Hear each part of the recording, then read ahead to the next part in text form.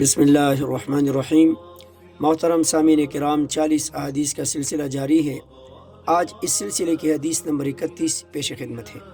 اس حدیث کا تذکرہ امام بخاری رحمہ اللہ نے فرمایا ہے، نبی کریم صلی اللہ علیہ وسلم نے فرمایا، اکبر الکبائر الاشراک باللہ، کہ سب سے بڑے گناہ اللہ کے ساتھ کسی کو شریک ٹھہرانا ہے، وقتل النفس، اور کسی کو ناحق قتل کرنا ہے، وحقوق الوالدین، اور والدین کی نافرمانی کرنا، وقول الزور، اور جھوٹ بولنا ہے، او قال و شہادت الزور، یا یہ فرمایا کہ جھوٹی گواہی دینا۔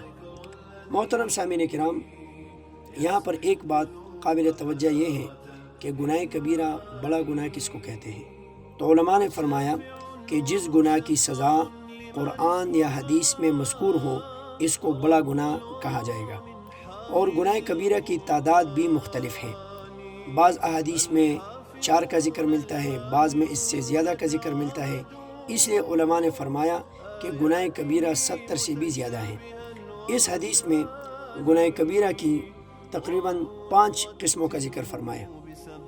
اس میں سب سے پہلے گناہ الاشراک باللہ، اللہ کے ساتھ کسی کو شریک کرنا، اللہ کی ذات میں یا اللہ کی صفات میں یا اللہ کے حقوق میں کسی کو شریک ٹھہرانا، اس کو شرک باللہ کہتے ہیں۔ قبر پرستی، بت پرستی، یہ بھی شرک کی ایک قسم ہے۔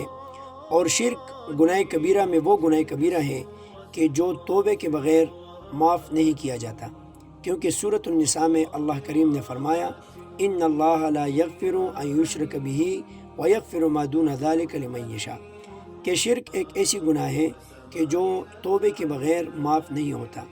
اس لیے اگر کوئی انسان شرک کرتے ہوئے مر جائے اور وہ توبہ نہ کرے تو وہ ابد الآباد کے لیے جہنم جائے گا۔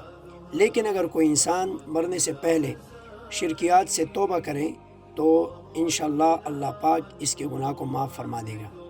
باقی اس کے علاوہ جتنے بھی گناہ ہیں، چاہے صغیرہ ہے چاہے کبیرہ ہے، وہ اللہ کی مشیت پر ہے، توبے کے بغیر بھی اس کی معافی ہو سکتی ہے۔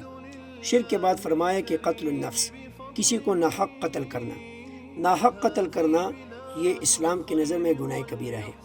اور شاہ ولی اللہ محدث دہلوی رحمہ اللہ نے فرمایا کہ جس مقتول کا قاتل معلوم نہ ہو تو اس کا قاتل حکمران ہوگا، یعنی حکمران پر یہ لازم ہے کہ وہ اپنے رعایا کو امن فراہم کرے۔ اگر وہ امن فراہم نہ کرے گا تو جتنے بھی قتل ہوں گے اور اس کا قاتل معلوم نہ ہوگا تو اس کے ذمہ دار حکمران ہوں گے۔ تیسرا فرمایا کہ والدین کی نافرمانی، یہ بھی گناہ کبیرہ میں سے ایک گناہ ہے۔ اور چوتھے نمبر پہ فرمایا کہ جھوٹ بولنا یا جھوٹ کی گواہی دینا۔ قرآن کریم میں فرمایا کہ لعنت اللہ علی الکاذبین، کہ جھوٹوں پر اللہ کی لعنت ہو۔ اس لیے اللہ تعالیٰ سے دعا ہے کہ ہمیں گناہ کبیرہ اور صغیرہ دونوں سے بچنے کی توفیق عطا فرمائے، آمین۔